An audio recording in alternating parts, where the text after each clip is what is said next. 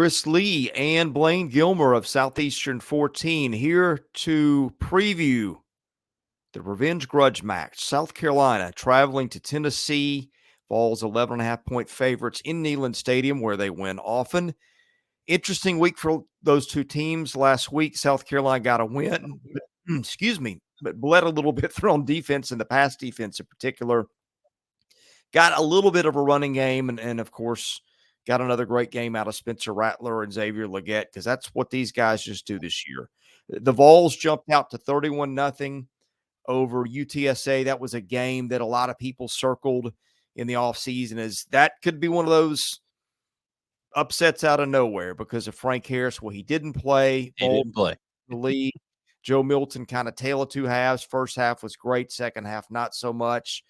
I don't know how much stock I put into that when you're up 31 points on a team that you're favored by 20 over. So I'm going to throw some of that out the window. But, hey, look, it's going to get spicy in Neyland Stadium. I think if there was any sort of a, hey, overlook South Carolina because it's not Alabama or Georgia or some of these teams Tennessee will be playing down the line, I think what happened in Columbia last year took care of that.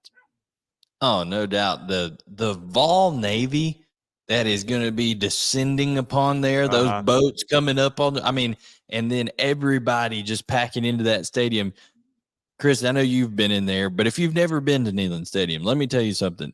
They don't take the standard 18 inches per seat and make that a seat. You are packed in there like sardines. That's why those numbers are so high on that stadium, because they fit people in that stadium, and it is going to be loud, and it is going to be a unbelievable environment because South Carolina, Shane Beamer's just squad of death for Tennessee last year just took their hopes and dreams and dashed them a record year, and now they are going to be out for blood as the Gamecocks come back to town. You couldn't make a better storyline coming into this game between these two teams. I'm so excited. This is why SEC football is great, Chris. Have you ever been in the press box at Neyland Stadium? Never been in the press box, but I have been in the stands multiple times watching games there, and I'm like, I just couldn't believe how close I was to other human beings. I did not like it. What word of advice, if you ever are, pack your binoculars. I can tell you this from experience. You're up there. All right, let's talk about when the Gamecocks have got the ball. Spencer Rattler, Carolina's quarterback, has debatably been the best player in the league so far. Some nights he is just, well, I'm not going to say getting it done on his own, because Xavier Legette has been just a headache. South Carolina is throwing it 57% of the time, averaging 8 yards per pass play. That takes sacks out of it, which, by the way, Tennessee is really good at generating sacks. And because of that, the Vols giving up just 4.7 yards per passing play. Tennessee's rush defense has been really good too, 3.9 yards per rushing play. Again, that adjusts for sacks, except against Florida. But, the other three have been pretty good, and maybe that's who they played. But guess what? South Carolina can't run the ball, 3.5 yards per carry in terms of rushing plays. Turnover rates, South Carolina 1.5%, Tennessee 1.7% in terms of forcing them. But here is what stands out to me, Blayne. South Carolina giving up 17 sacks, and Tennessee has got 16. Those are a little bit of scary numbers if you're Shane Beamer, given the trouble they have had protecting Spencer Rattler at times. And as we have said many a time, Tennessee's front is going to be very aggressive against much of anybody. Active. They are active. They are disruptive. They just create negative plays. And then now they're going to have the, full-throated, alcohol lubricated crowd on a night game of Neyland.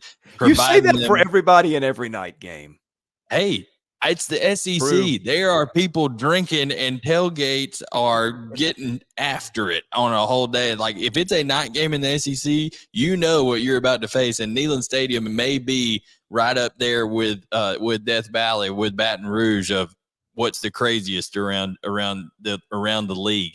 So Neyland at night is going to be tough. And then you talk about now, okay, that affects. You got to make checks at the line. You got to change protections. Is the offensive line going to be able to do that without false starting? That puts you behind the chains. like you said, they've had a lot of injuries on that offensive line. So that is the big challenge for South Carolina. That and continuing, and I say continuing because they finally got a modicum of a run game going against Mississippi State, and Mario Anderson, the transfer from the D2 ranks, came up to South Carolina, and he got 26 carries, Chris. 26 carries, only produced 88 yards, but hey, they pounded the rock with him. Bet him a diet of it. DeCarrion Joyner got some carries as well. But if they can just keep you honest with the run game, that's what Spencer Rattler needs. He just needs you to be able to honor the run a little bit, because Spencer Rattler, 18 of 20, 288 yards, 3 touchdowns against Mississippi State. And then what he's done, look at the first half of that Georgia game. He has played out of his mind and really helped his NFL draft stock. So I'm excited to see that. I'm excited to see this Tennessee aggressive defense go against South Carolina. And you mentioned Xavier Legette. A guy that big shouldn't be able to run that fast. I mean, he is explosive. So going to be some good matchups over there. Yeah, they got a couple guys like that. Be interesting to see if Nicholas Harbor makes a breakthrough at some point this season. Okay, by the way, the scoring numbers, Carolina 28.8, Tennessee giving up 17.3. Let's flip the matchup and talk about Tennessee's offense. Vols averaging 35 flat. Gamecocks giving up 26.5. Tennessee's offense, just as it was a year ago, very balanced. 51% of plays are running plays. Tennessee averaging 6.7 yards per running play. Again, as we've said before, there's probably no team in the conference between Tennessee's 3 really good running backs and its quarterback, Joe Milton, that has got as many running threats as Tennessee. When the Vols pass the ball, it's been disappointing. 6.6 yards per passing attempt. Carolina, though, have been leaky, giving up 7.7. Vols turning it over just 1.4% of the time. That was a hallmark of that offense last year. Carolina last year forced a lot of turnovers. Not as many this year, 1.7% of snaps. I feel like Carolina was a good 1% ahead of that number this time a year ago. I think Tennessee, it's interesting. Tennessee may be the only team in the league that's averaging more per rushing play than passing play. And I think you're going to know what the Vols are going to want to do, unless, of course, you find good Joe Milton and he's hitting guys with consistency. But that has varied wildly, even within the same game this year. Yeah, no doubt. When you're talking about like the Joe Milton and the accuracy questions, there's been times where you're like, man, he's put it together. Here it comes. Here it goes. And then the next drive, it's three rows in the stands and we don't know what happened, or throwing it behind a guy.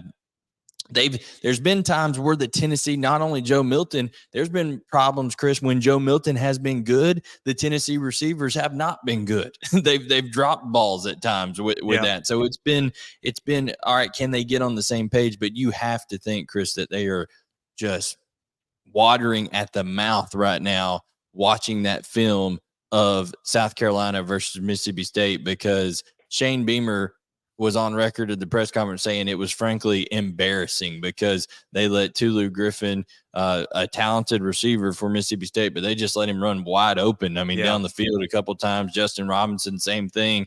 And Tennessee, of course, has every bit of the talent that Mississippi State does at receiver. So I think that secondary is an issue. Can South Carolina make Joe Milton uncomfortable? Can they get pressure with guys up front, and force him to not throw in rhythm? Of course, they have to stop the run. We know that is the deal. You mentioned all the weapons they have. Dylan Sampson had a big game in this one for Tennessee. We know what Jabari Small can do. Joe Milton took one to the house himself. So stopping the run is incumbent for South Carolina to do if they want to have a chance in this one, because if they let that running game get going for Tennessee, Chris, it's going to be curtains early, because they're going to have to put extra guys down in the box. And then that secondary was not able to hold up against Mississippi State. They won't be able to hold up against Tennessee. They need to stop that run early to give themselves a chance and try to do it with 6 guys and not have to bring a 7th guy in the box. Okay, penalties. Carolina getting penalized 51 yards a game, Tennessee 61. Special teams, both these units were really good a year ago. Carolina's was elite. Carolina ranks 81 in SP Plus's special teams rankings. coming into this week. That's astonishing. Tennessee is 56. I want to say the Vols were close to top 10 a year ago. But look, both teams can get you some explosive plays and special teams. So I have a feeling those are going to come back to more of where we would have expected them. Okay, let's look at the picks here. We've got Vegas has the Vols as an 11.5-point favorite, and over-under of 62.5. That makes for a predicted final of 37-26. ESPN's FPI giving the Vols 3 points for home field advantage has Tennessee a 9-point favorite. SP Plus has Tennessee by 15. And Sagarin has the Vols by 9. So we're looking anywhere from 9 to 15. Average that out, it averages out to 11. Okay, Blayne, here's how I see it, and feel free to poke holes in it. Does South Carolina have the best player on the field? Yes, maybe the best 2 players on the field. But I just look at the special teams has slipped, and that may come back.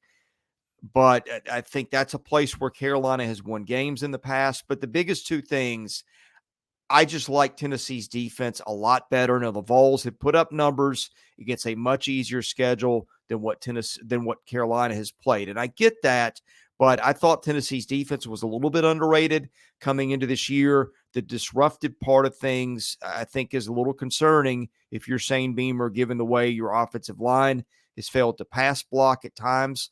That said, I think that line has gotten better. So there's that. But and finally, you got the revenge factor. You've got at home. I just think there are more things checking off boxes in Tennessee's favor, and I'm going with the Vols to get revenge in this one. I don't think you can discount how big a fact the atmosphere is going to be. Neyland is going to be. It's in especially circumstances with it coming off last year as well. One thing I would point out about South Carolina is they have some emerging stars, I think, in Leggett, who's doing some things, and then TJ Sanders on the defensive side has been really disruptive. I think he'll be able to do some good things. But like I said, Neyland, the environment, I think it's going to be too much for the Gamecocks. And then 2, I just don't think they'll be able to run the ball consistently on that Tennessee front. But Chris, I thought that against Florida too. I didn't think Florida would be able to line up and run the football against them. Obviously, South Carolina is not as good of a running team and doesn't have the quality of backs that Florida does. But give me Tennessee to win this one. I think they cover late. Joe Milton probably adds a touchdown late, but I can see this being a 6-point, 7-point ball game with a few minutes to go in the fourth quarter, honestly, and then Tennessee, pulling away there towards the end. But I think you're going to see a tremendous gutsy performance by Spencer Rattler on the road, but ultimately the lack of off play and running back play with him is going to hurt their chances.